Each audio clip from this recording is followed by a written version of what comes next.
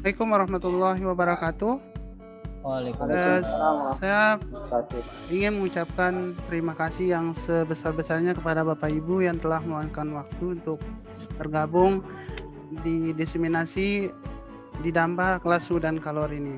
Saya ingin jelaskan sedikit apa itu Didamba. Ya, Didamba itu adalah singkatan dari diklat daring, masif dan terbuka.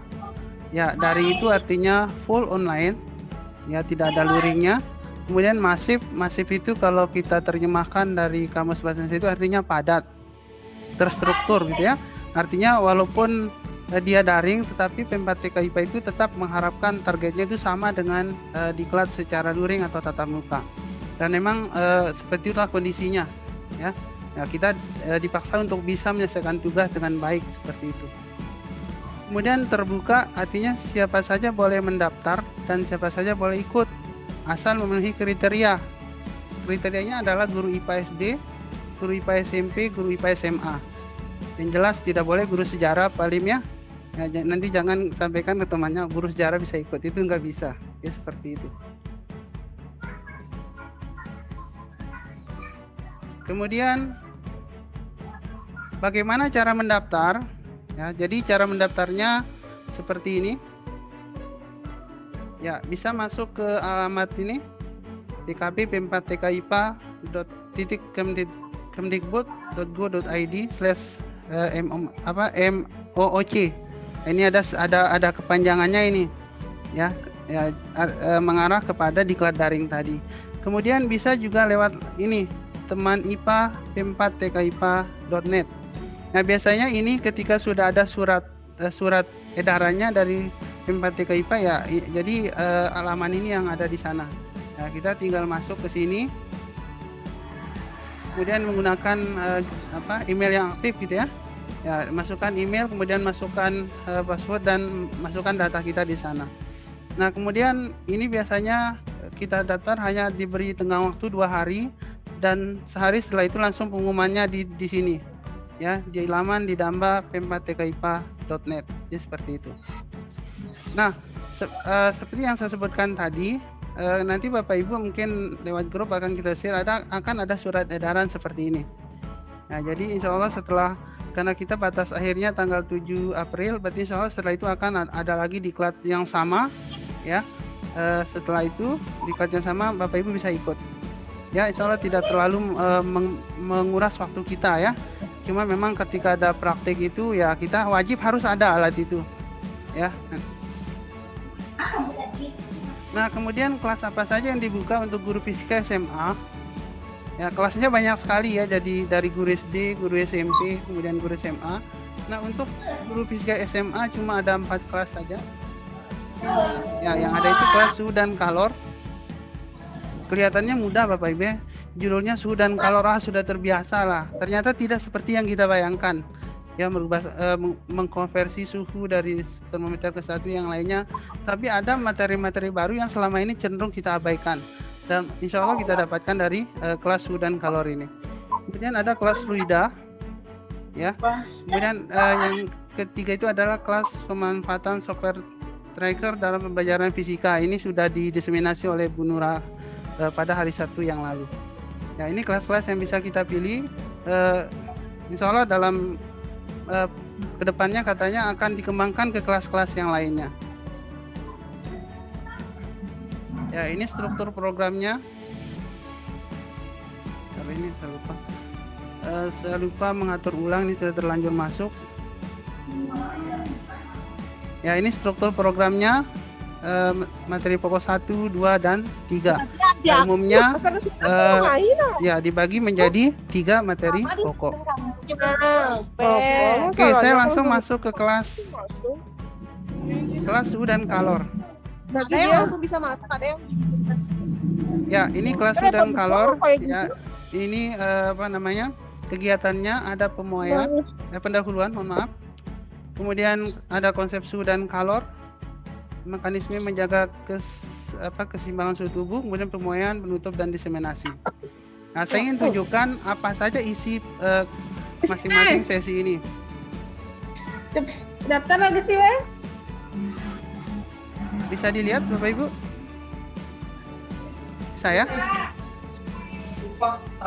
Ya, ini saya sudah masuk login ke akun di Damba PMPTK IPA. Ya, ini saya buka di Damba angkatan 6 seperti ini. Kemudian SMA Fisika. Kemudian saya buka kelas suhu dan kalor seperti ini. Ya, jadi ini yang saya katakan tadi, ada pendahuluan, kemudian konsep suhu dan kalor, kemudian mekanisme menjaga keseimbangan nih, kemudian pemuaian, penutup, dan diseminasi. Nah, kita mulai dari ini, kita buka yang ini saja. Kalau pendahuluan saya kira tidak perlu. Saya buka, oke. Jadi di pendahuluannya yang ada itu pertama pretest, ya. Kemudian ada Zoom meeting juga untuk penjelasan sistem bagaimana bentuk kegiatan selama diklat, ya. Jadi seperti ini. Nah, kemudian ya, jadi setiap kegiatan itu di sebelah kanannya itu ada centangnya. Artinya kita tidak bisa lanjut kegiatan berikutnya itu kalau ini belum tercentang.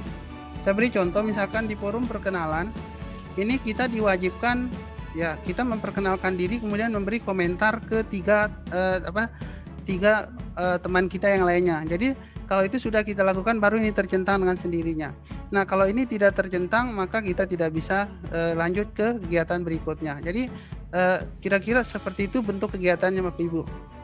Ya, jadi tidak akan bisa lanjut kalau kegiatan-kegiatan sebelumnya tidak kita lakukan.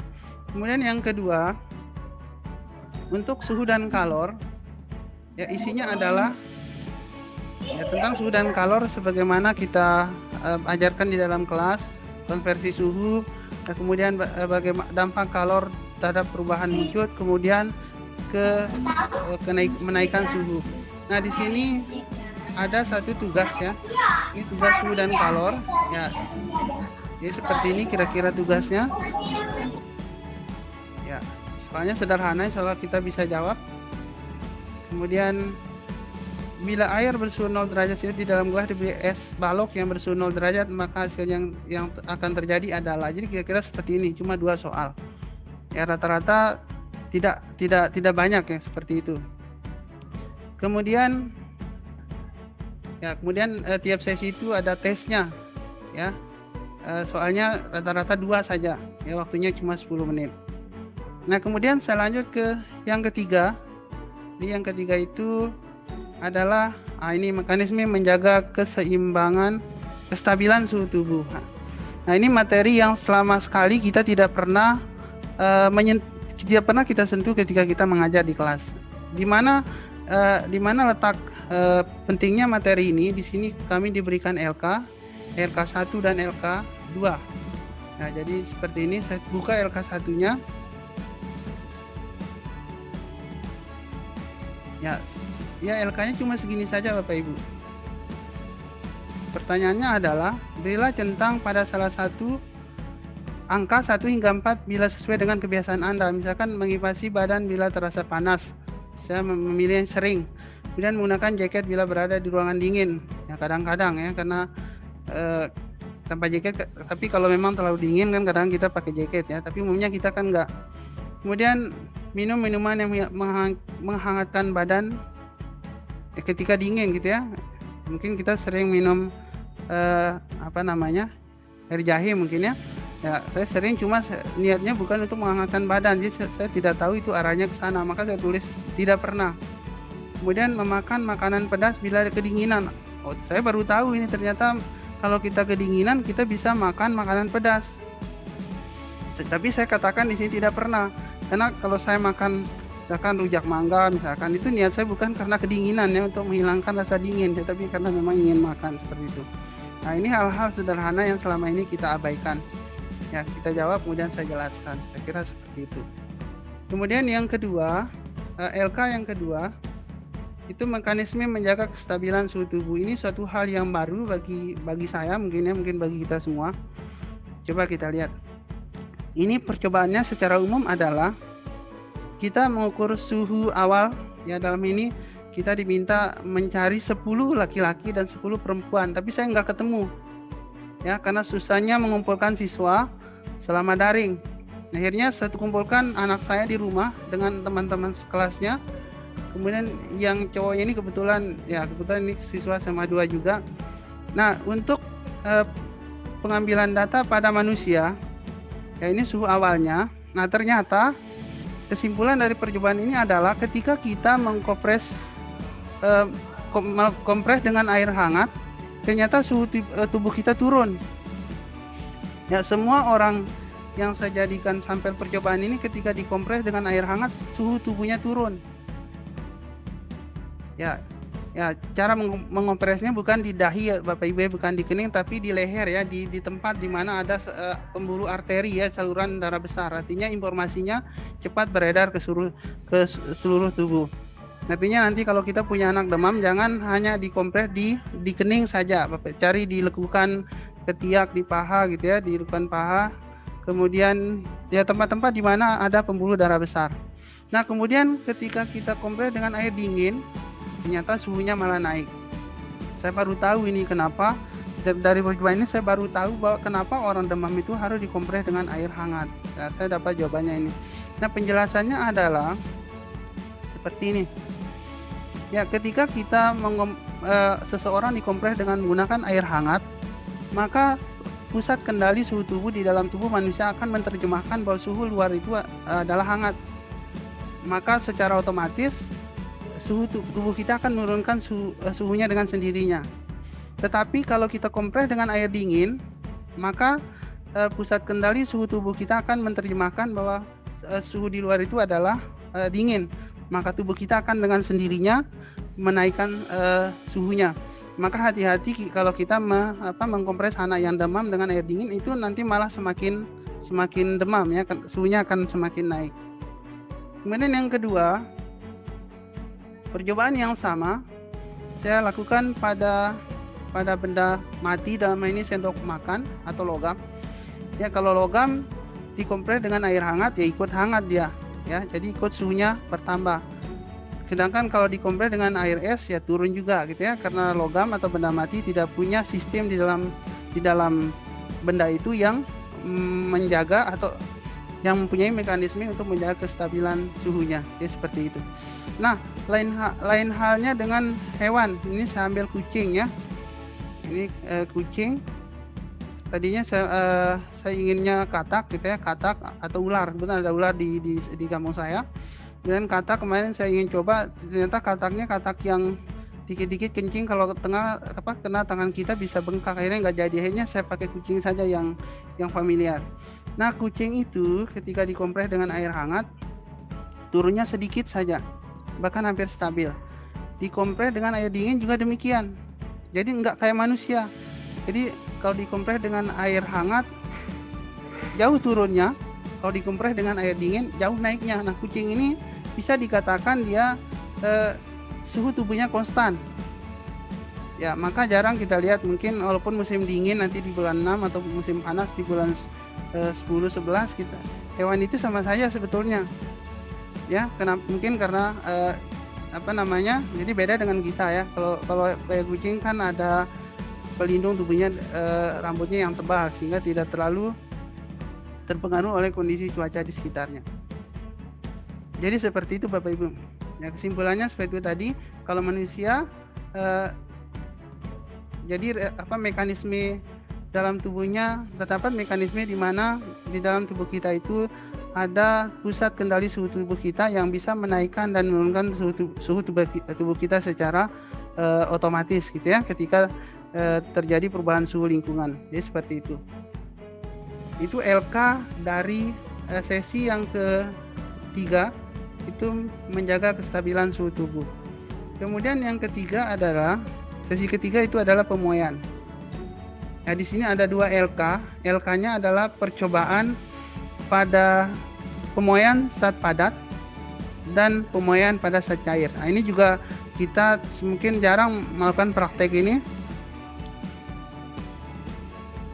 Ya, ini kita diminta menggunakan alat Mutsenbrook gitu ya Bapak Ibu, yang digunakan untuk menyelidiki pemuaian panjang pada logam aluminium tembaga dan besi. Biasanya di sekolah itu ada alatnya lengkap dengan pemanasnya, lengkap dengan logamnya. Nah, kemudian saya kemarin sudah mencari ke sekolah lain, ternyata nggak ada Edesma 2, nggak ada alatnya. Saya baru sadar bahwa alat ini penting dan nggak ada. Harganya ternyata nggak mahal, nggak terlalu mahal Bapak Ibu, harganya cuma 160.000 kalau kita lihat dijual online itu. Saya kira harganya 500, maka nggak pernah saya pesan. Nah, sebagai solusinya karena ini mendesak, akhirnya saya buat alat motion stroke sendiri seperti ini. Ya, jadi perlu 3 pembakar spiritus. Ini sudah ini nanti ketika terdorong dia akan naik ya, seperti itu. Hasilnya adalah ini kondisi jarumnya. Ketika batang logam ini belum dipanaskan, masih jajar. Nah, beberapa menit setelah dipanaskan ternyata terjadi perubahan. Aluminium membentuk sudut paling besar.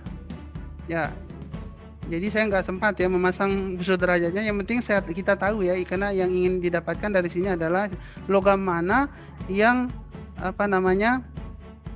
yang mengalami pemuaian lebih cepat. Ya, jadi dari hasil percobaan ini yang paling atas adalah jarumnya aluminium, yang tengah itu adalah tembaga, dan paling bawah adalah besi. Nah, kesimpulan dari percobaan ini adalah aluminium paling cepat memuai, kemudian diikuti oleh tembaga, kemudian diikuti oleh besi. Dengan kata lain, koefisien muai panjang aluminium itu paling besar, kemudian diikuti oleh tembaga, dan terakhir adalah besi. Kemudian LK yang kedua adalah percobaan pemuaian pada zat cair. Ya, ini sama sekali saya nggak pernah melakukan percobaan, tapi dengan ikut diklat ini, ya mau tidak mau harus. Percobaannya tidak terlalu sulit Bapak Ibu. Jadi seperti ini alat-alat percobaannya. Ini ada labu ukur yang diisi dengan minyak goreng dan air. Kemudian kita beri sumbat karet dan dipasang pipa kaca vertikal seperti ini. Nah, kemudian kita panaskan air dengan menggunakan gelas kimia. Kita panaskan air dengan menggunakan gelas kimia seperti ini.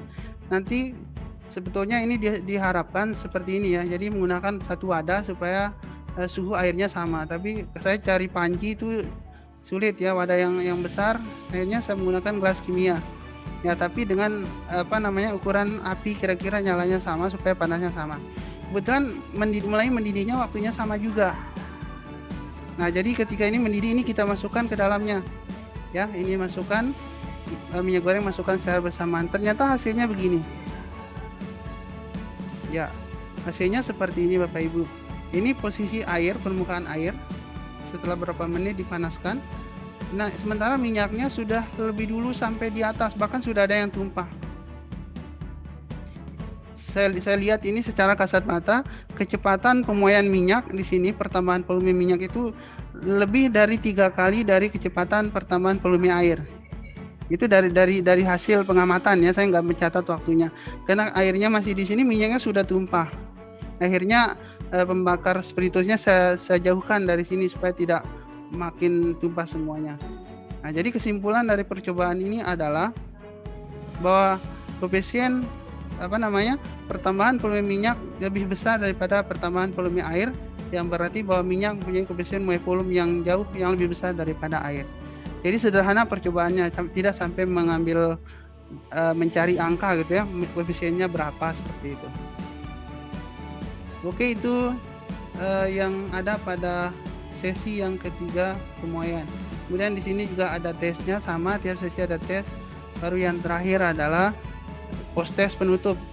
Kemudian rencana tindak lanjut. Ya, seperti apa yang kita lakukan hari ini sudah saya buat rencana tindak lanjutnya, bentuknya, kegiatannya seperti apa dan seterusnya. Ya, jadi kalau sudah nanti saya tinggal upload ke sini. Nah, itu saja serangkaian kegiatannya Bapak Ibu, tidak terlalu makan banyak waktu ya. Ya, kalau kita punya alat di lab masing-masing, insya Allah tidak akan terlalu lama dan tidak akan terlalu berat. Sekali lagi saya ingin menyampaikan terima kasih yang sebesar-besarnya atas keluangan waktunya bisa bergabung di diseminasi ini. Mari kita tutup pertemuan ini dengan melafazkan alhamdulillahirabbil alamin. Assalamualaikum warahmatullahi wabarakatuh.